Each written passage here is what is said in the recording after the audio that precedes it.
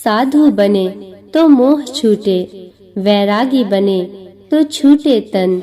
हरि से सच्चा प्रेम हो जाए तो छूटे सारे मोह माया के बंधन। नमस्कार दोस्तों, भारती वंदिनी चैनल में आपका स्वागत है।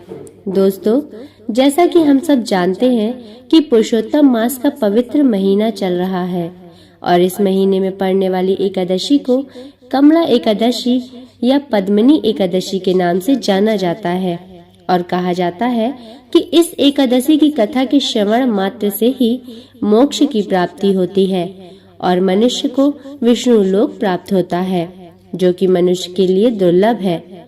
आज मैं आपको इसी पवित्र कमला एकादशी यानी कि पद्मिनी एकादशी की पवित्र कथा सुनाने जा रही हूँ। अतः आपसे निवेदन है कि कथा को पूरा सुनिएगा, बीच में ही मत छोड़िएगा, ताकि आपको भी हरि के भक्ति रस में डूबने और उनकी कृपा प्राप्त करने का सौभाग्य मिले। कथा प्रारंभ करने से पहले मेरा आप सभी भाई बहनों से निवेदन है कि यदि अभी तक आपने चैनल को सब्सक्राइब नहीं किया है तो कृपया करके चैनल को सब्सक्राइब अवश्य कर लीजिए और अगर आपको वीडियो पसंद आती है तो वीडियो को लाइक जरूर किया करिए और बगल में बनी हुई घंटी को अवश्य बजाइए। मेरा आपसे निवेदन है कि यदि आप लोगों को कहानियाँ पसंद आ रही हैं, कथाएं पसंद आ रही हैं, तो कृपया करके चैनल को सब्सक्राइब अवश्य किया करें, ताकि आपकी बहन यानी कि मैं मोटिवेट रह सकूं और आपके लिए ऐसी ही पवित्र कथा कहानियाँ लाती रहूं। अतः कृपा करके मेरा सपोर्ट कीजिए। तो चलिए भगवान हरि के दर्शन करते हुए कथा को प्रारंभ करते हैं। हमारे सनातन धर्म में प्रत्येक वर्ष में 24 एकादशी होती हैं, किंतु जब अधिक मास या पुरुषोत्तम मास आता है तब इनकी संख्या बढ़कर 26 हो जाती है। अधिक मास में पड़ने वाली 2 एकादशी होती हैं, उनका नाम इस प्रकार है। शुक्ल पक्ष में पड़ने वाली एकादशी को पद्मिनी एकादशी कहते हैं और कृष्ण पक्ष में पड़ने वाली एकादशी को परमा एकादशी कहते हैं। भगवान श्री कृष्ण जी स्वयं कहते हैं कि मेरा प्रिय मास यानी कि पुरुषोत्तम मास में अनेकों गुणों को देने वाली एकादशी का नाम पद्मिनी है। ये एकादशी हर 3 साल में एक बार आती है, इसलिए इसका महत्व और अधिक बढ़ जाता है और इसका व्रत करने पर मनुष्य कीर्ति को प्राप्त करता है और अंत में वैकुंठ को जाता है, जो मनुष्यों के लिए दुर्लभ है। 2023 में अधिक मास के शुक्ल पक्ष की एकादशी, जिसे पद्मिनी एकादशी के नाम से जाना जाता है, उसका व्रत 29 जुलाई दिन शनिवार को रखा जाएगा। आज की इस वीडियो में मैं आपको पद्मिनी एकादशी की व्रत कथा सुनाने जा रही हूँ और इसके बाद इस व्रत की पूजा विधि भी आपको बताऊंगी। अतः इस कथा को पूरा सुनिएगा। एक बार धर्मराज युधिष्ठिर जी ने भगवान श्री कृष्ण से पूछा, प्रभु, पुरुषोत्तम मास में पड़ने वाली पद्मिनी एकादशी की व्रत कथा को मुझे सुनाइए। तब भगवान श्री कृष्ण जी ने कहा कि मैं तुम्हें पद्मिनी एकादशी की व्रत कथा सुनाता हूँ, उसका ध्यान पूर्वक श्रवण करो। यह सुंदर कथा महर्षि पुलस्त्य जी ने नारद जी से कही थी। यह कार्तवीर ने रावण को अपने बंदी गृह में बंद कर लिया था, उसे महर्षि पुलस्त्य जी ने कार्तवीर से विनय करके छुड़वाया।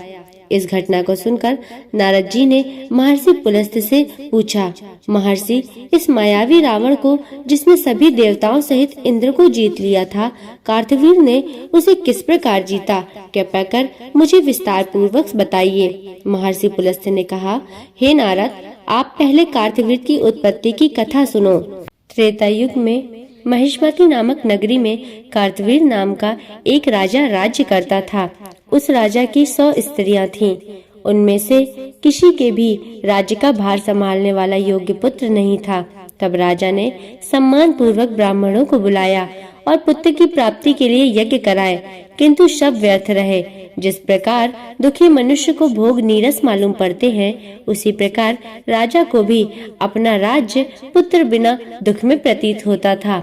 अंततः वह राजा तपस्या करने के लिए वन को चल दिया और उसकी स्त्री, जो हरिश्चंद्र की पुत्री पद्मिनी थी, वे भी वस्त्र और अलंकार को त्याग कर अपने पति के साथ पर्वत पर तप करने चली गईं। उस स्थान पर इन लोगों ने 10,000 वर्ष तक तप किया, किंतु सिद्धि प्राप्त न हो सकी। राजा तो मात्र हड्डियों का ढांचा रह गए थे। यह देख रानी ने श्रद्धा पूर्वक महासती अनसुईया से पूछा, माता, मेरे स्वामी को तप करते हुए इतने वर्ष व्यतीत हो गए, किंतु अभी तक प्रभु प्रसन्न नहीं हुए हैं जिससे मुझे पुत्र प्राप्त हो सके। इसका क्या कारण है? रानी की बात सुनकर देवी अनसुईया ने कहा, अधिक मास में जो कि 36 माह बाद आता है, उसमें 2 एकादशी होती हैं। इसमें शुक्ल पक्ष की एकादशी का नाम पद्मिनी और कृष्ण पक्ष की एकादशी का नाम परमा है।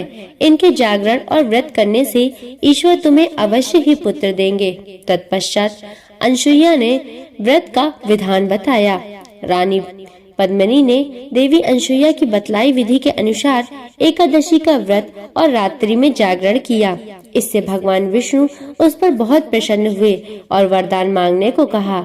रानी ने कहा, प्रभु, आप यह वरदान मेरे पति को दीजिए। रानी के वचन सुनकर भगवान विष्णु ने कहा, हे रानी, पुरुषोत्तम मास मुझे अति प्रिय है, उसमें भी एकादशी तिथि मुझे सबसे अधिक प्रिय है। इस एकादशी का व्रत तथा रात्रि में जागरण तुमने विधान पूर्वक किया है, इसलिए मैं तुम पर अति प्रसन्न हूँ। इतना कहकर भगवान विष्णु ने राजा से कहा, हे राजन, तुम अपनी इच्छित वर मांगो, क्योंकि तुम्हारी स्त्री ने मुझे प्रसन्न किया है। भगवान की अमृतवाणी सुन राजा ने कहा, हे प्रभु, आप मुझे सब में उत्तम, सबके द्वारा पूजित और आपके अतिरिक्त देव, असुर, मनुष्य आदि से अजय पुत्र दीजिए, यानी आपके अतिरिक्त उसे कोई भी हरा न सके। राजा को इच्छित वर देकर प्रभु अंतर ध्यान हो गए। तदोपरांत वे दोनों अपने राज्य को वापस आ गए। इन्हीं के यहाँ समय आने पर कार्तवीर उत्पन्न हुए थे। यह भगवान श्री हरि के अतिरिक्त सबसे अजेय थे। अतः समय आने पर कार्तवीर ने रावण को जीत लिया था। यह सब पद्मिनी एकादशी के व्रत का प्रभाव था। इतना वृतांत सुनाने के बाद महर्षि पुलस्त वहां से चले गए। भगवान श्री कृष्ण जी ने कहा, हे कुंती पुत्र युधिष्ठिर, यह मैंने अधिक मास के शुक्ल पक्ष की एकादशी का व्रत कहा है। जो मनुष्य इस व्रत को करता है वह विष्णु लोक को जाता है। पद्मिनी एकादशी के व्रत के प्रभाव से मनुष्य उन चीजों को भी प्राप्त कर लेता है जो उसके भाग्य में नहीं होती। इसके बाद भगवान श्री कृष्ण जी कहते हैं, हे युधिष्ठिर, इस एकादशी का व्रत का विधान मैंने सर्वप्रथम नारद जी से कहा था। यह विधान अनेक पापों को नष्ट करने वाला तथा मुक्ति और भक्ति प्रदान करने वाला है। इस कथा की व्रत विधि इस प्रकार है, अतः इसे ध्यान पूर्वक सुनिए। इस व्रत को 10वीं वाले दिन प्रारंभ करना चाहिए। इस दिन नमक नहीं खाना चाहिए। 10वीं की रात्रि को भूमि पर सोना चाहिए और ब्रह्मचर्य का पालन करना चाहिए। एकादशी के दिन प्रातः नित्य क्रिया से निवृत्त होकर दातून करना चाहिए और 12 बार कुल्ला करके स्नान करना चाहिए। स्नान करने से पहले शरीर पर मिट्टी लगाते हुए उसी से प्रार्थना करनी चाहिए, मैं तुमको प्रणाम करता हूँ, तुम्हारे स्पर्श से मेरा शरीर पवित्र हो। सभी औषधियों से पैदा हुई और पृथ्वी को पवित्र करने वाली हे मिट्टी, मुझे शुद्ध करो। इसके बाद ईश्वर से स्नान करने की आज्ञा लेकर स्नान करना चाहिए। स्वच्छ और सुंदर वस्त्र धारण करके तथा संध्या के समय मंदिर में जाकर प्रभु का पूजन करना चाहिए।